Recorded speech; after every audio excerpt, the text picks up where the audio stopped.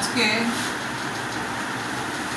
সকালে ব্রেকফাস্টে নিজের জন্যে একটু ম্যাঙ্গো জেলি বানিয়েছি। দেখো ম্যাঙ্গো জেলি, আর এখানে লাগিয়েও নিয়েছি পাউরুটিতে, 2 পিস পাউরুটি নিয়েছি 2 পিস পাউরুটি নিয়েছি, আর 2টো কলা নিয়েছি।